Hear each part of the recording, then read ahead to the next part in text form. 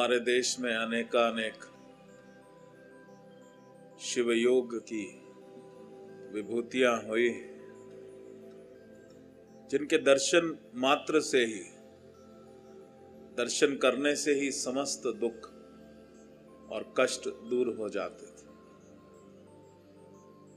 मेरे जीवन काल में भगवान शिव की ऐसी कृपा रही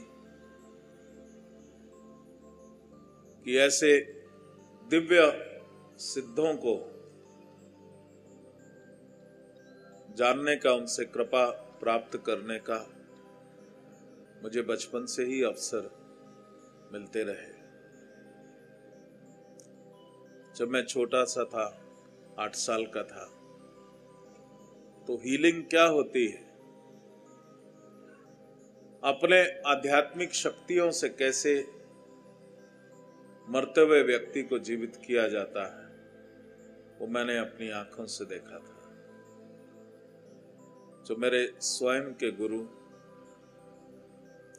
108 स्वामी जगन्नाथ जी ने मेरे सामने वो नौजवान डॉक्टरों ने जवाब दे दिया था, इसको ले जाओ, बचने की उम्मीद नहीं है, कह के डॉक्टर साहब तो अपना चले गए वहां से। हताश दिख रहे थे। और उसी दिन कुछ मेरे जीवन में अच्छा होना होगा कि मेरे गुरु जो हिमालय में हमेशा रहते थे, कभी कभी आते थे, उस दिन वो आ गए। उन्होंने कहा क्या है, मैं देखता हूं।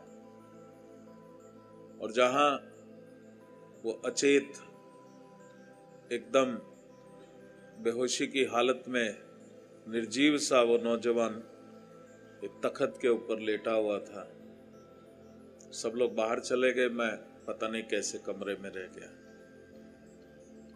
और उन्होंने आंख बंद करके मालूम नहीं क्या किया। मैं तो देख रहा था कुछ झोले में से दवा निकालेंगे, कुछ करेंगे, कुछ भी नहीं किया। आंख बंद करी, ध्यान में चले गए और कुछ मिनटों के बाद आंख खोली और मुझे सामने देख के जैसे मालूम हो कि मैं खड़ा हूं, मुस्कुरा के बोले अब ये ठीक हो गया।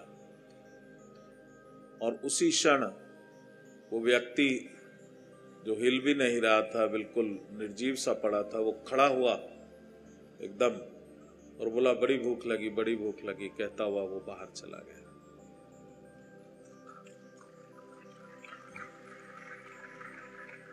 ये पहले मेरे जीवन में शुरुआत हुई कि संतों के पास कोई ना कोई तो आध्यात्मिक शक्ति होती ही है, जिससे वो कुछ भी रूपांतरण कर सकते हैं।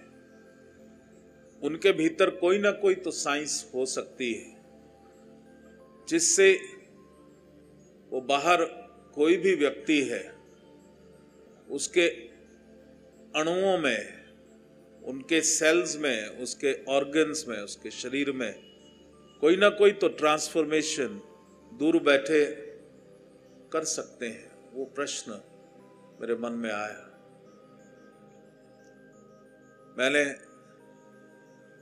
स्वामी योगानंद की पुस्तक पढ़ी, स्वामी योगानंद परमहंस जी,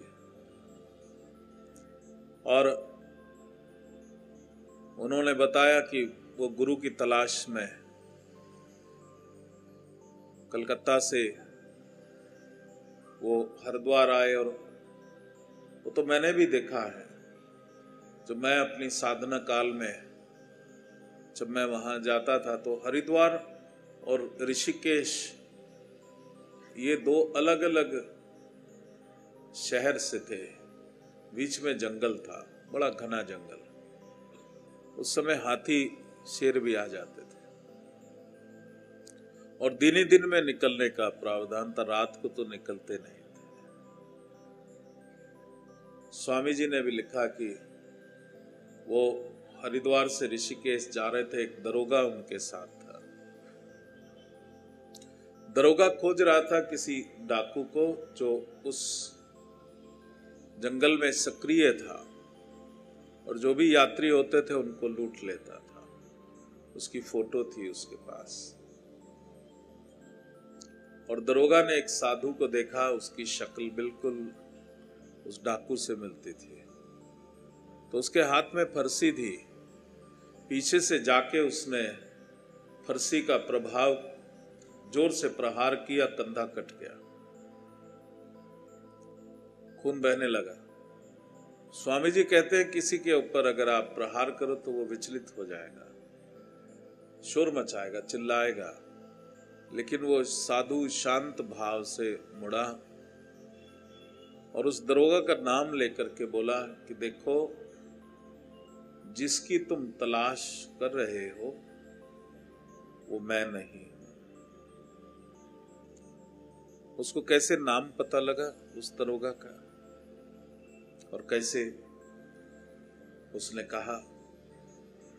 और स्वामी जी कहते हैं उसके बाद उसने अपने हाथ को स्पर्श किया, और स्पर्श करते ही वो जो जख्म था वो गायब हो गया, और वो बिल्कुल ऐसा हो गया जैसे कुछ हुआ ही नहीं था, एकदम हील हो गया। वो हीलिंग पावर्स जो है शिव योग